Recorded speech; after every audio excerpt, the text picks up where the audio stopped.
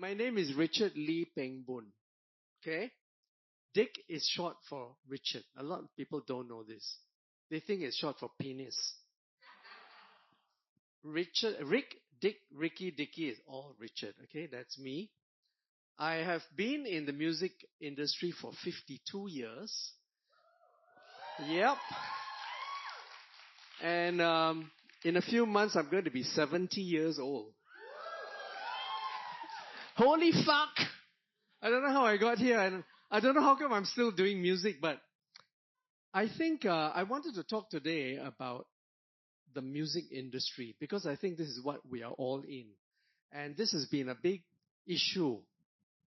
Does Singapore have a music industry? But we somehow exist, and yet I don't feel that there is a real music industry.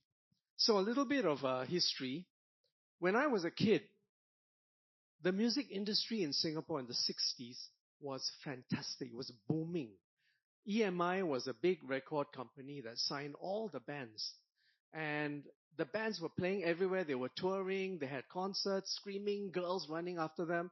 And as a little kid, I was so inspired. So much so that in 1972, when I turned 16 and I wanted to write, the music industry suddenly had died. It disappeared. It was the ice age of music in Singapore.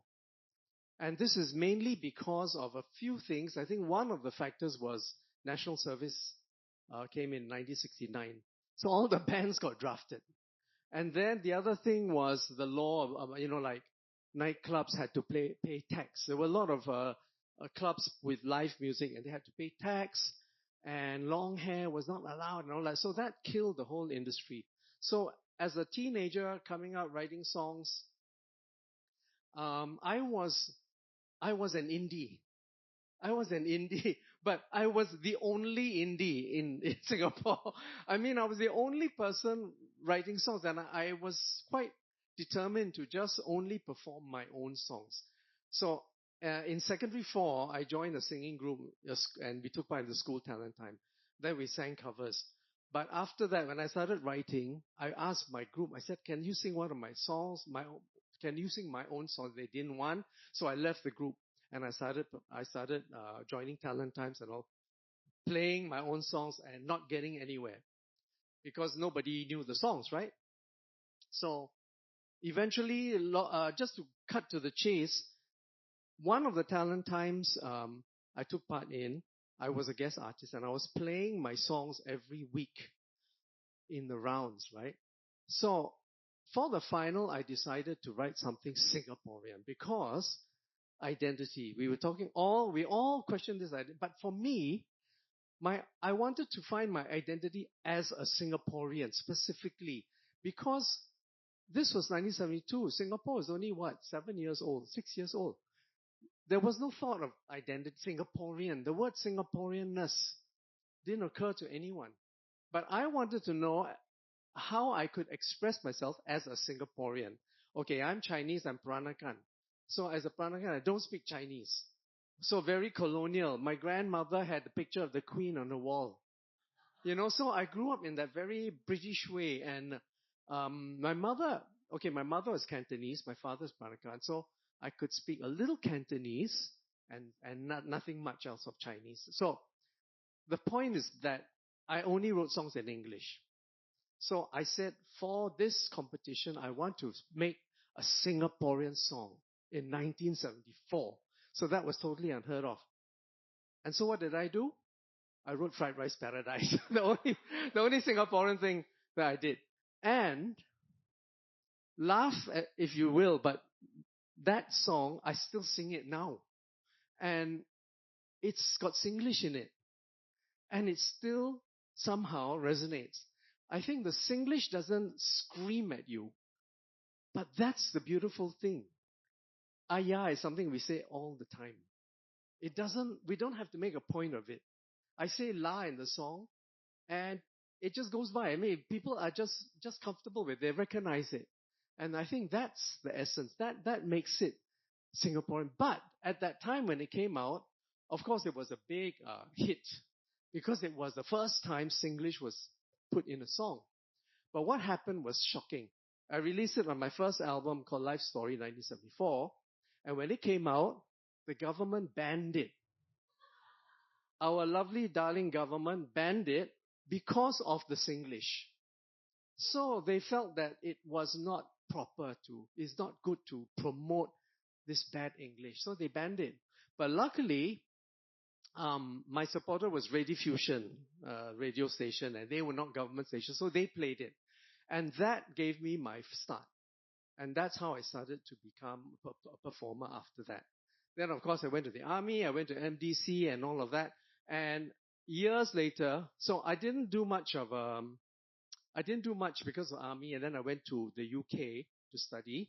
And when I was in England, I was writing songs. I had a band. I'm sort of a duo with this English guy. We played in college gigs and everything. I wrote songs. And actually, one day I sent my songs to Warner Chappell, like very daring. I sent a cassette of my songs to Warner Chappell in London. I went to see them. And basically what they told me was, the guy agreed to see me because he liked my songs. But when he saw me, he said, "You are a Chinese guy. How come your songs are so Western?" And he said to me something I will never forget. He said, "The most interesting thing about me was that I was Asian, but somehow it doesn't appear in my music." That really made me think. So after I graduated, I came home in 1982. I said, "Okay, I'm going to come back and find my identity." I did an album called Life in a Lion City in 1984. One person dinosaur here. And that song, at that time, Singapore was just not interested in, it's all about being in Singapore, right? The Singaporean, what makes a song Singaporean is the element of being Singaporean. What we see, how we feel, what we live. I think that is what people relate to. And that was in that album. I mean, I did the album, but nobody was interested. And then I started to I made an event company. And I was doing events, I was doing shows. And those days, I was promoting cigarettes because that was the big money. So what I did was, I got signed. Life in Alliance City was under Warner Music. But they had not much money, just this guy called Jimmy Wee was a hero, a real champion he himself single-handedly kick-started the music industry in the 80s. He signed bands, he signed me, he signed Jacinta, he signed Tokyo Square. He did a lot of local albums just under Warner. And that revived the music industry. So there was an industry of sorts. The most popular thing in the 80s was live music. There were lots of clubs and bars that had bands playing. So the music industry was live music. Okay, so that was how you could survive. And then these bands were being paid a lot of money. But I wasn't being paid a lot of money because I was making my albums and nobody was interested. And how I got my albums going, I got my client, Salem or Marlboro, to sponsor the album. So the point I'm trying to make is you have to find your way. You have to find, if no one is going to pay for you, you go and find the money. And so I use my clients to create the albums, and I use the album to promote the cigarettes. Now, something happened in 1984, okay? And this changed everything. The Singapore national song was invented, written by a Canadian. Stand Up for Singapore, the first national song. And then came 3 national songs year after year. Propaganda, of course. But it worked. Every year in August, Singaporeans all came together and started singing these songs. So this was the beginning of the group feeling, like I don't know, almost like in a church, where you all sing together and you feel Singaporean, in some strange way. And that happened all through the 80s up to 88, which is why in 1988, I was encouraged to write a musical called Beauty World. Because I thought, okay, the audience is a bit ready to see something Singaporean. And I have to also credit Theatre Works, King Sen, and Theatre Works. Because Theatre Works championed identity through theatre. And if you want to talk about, in 1988, there was no audience. In the late 80s, there was no audience. But look at us now. Theatre has become a real Singaporean thing. We have audiences that pay $100 to come and watch a show. Okay, so this is important. So, in terms of industry, I know the theatre industry is separate, but I'm sort of lumping it together because, for me, because I write musicals. I write musical theatre. So it's still about music for me. In 1989, on the back of the success of Beauty World, I wrote my biggest selling album to date, The Mad Chinaman. And within a few months, it went platinum in Singapore. Now, platinum means 20,000 copies of physical records. Now, in my time, you want to do sales, you have to go, you want to support an artist, you've got to go to a CD shop or record shop and buy the product and take it home. And that's how it's not like downloading a song or streaming. You have to actually go and physically buy a copy. So 20,000 platinum was a big deal. In fact, if I'm not mistaken, no other local English album reached that number since. So that album got me to Japan. Okay, so now, 1990, I went to Japan. And for the first time in my life, I was part of a real music industry. In Japan, I mean, it's like, I don't have to tell you. It's a full thing. And I was in there, I was doing concert tours around Japan with my band. I never even had a band before that.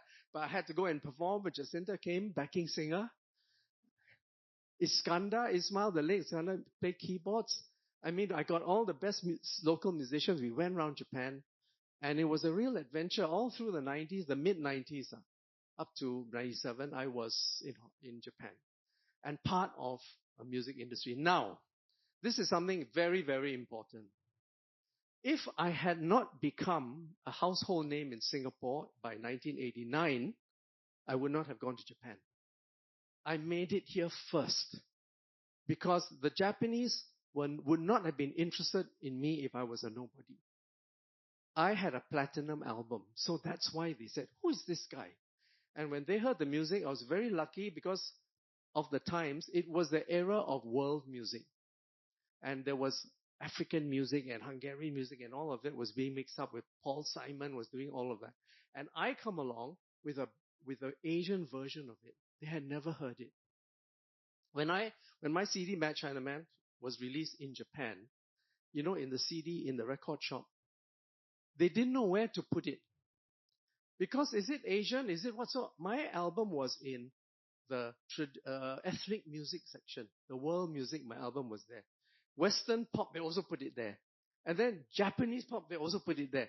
So they couldn't even sort of define who I was. And that was kind of my issue. And that's when I started to feel, okay, it doesn't matter. We're all Asian. Now, from that point on, I went to Hong Kong. So I went to Hong Kong and I started to write songs for the Canto pop stars. The mid-90s, in the 90s, Hong Kong was Hollywood for Chinese people. And luckily, my mother taught me a bit of Cantonese, so I could go there. I had a big career there. I wrote a lot of songs and I had a lot of hits. And the music industry there is also fantastic. Really, really well developed. Now, I just want to wrap up by saying about the music industry and how I managed to still be here after 52 years. I think you have to be your own industry. You have to just do your thing. How did I survive so long? Reinvention. You cannot just keep doing what you do forever. You have to change with the times, maybe try to be relevant and teach yourself new things and diversify. You are a great musician. You are going to produce 20 years from now, the next rapper. You all have to, and you're doing theater already, fantastic. That's great. Keep doing that, because that is something else you could do when you're not doing albums or something like that. So do different things. Even like I design clothes. So, I can. You give me anything now. And now my reinvention, what is my latest reinvention? I am now a gig, a gala dinner singer. Yes, I am a gala dinner singer. That's the new me. I am very popular with gala dinners. You know why? They don't want a big show. They just want someone to come and appear 15 minutes. Every gala dinner, I sing 3 songs. Fried Rice Paradise, Bunga Sayang, and yes. And everybody cries, and that's it. So there you go. By the way, when I go into a Grab, you know what the driver says to me? Ah, Mark Lee. Thank you.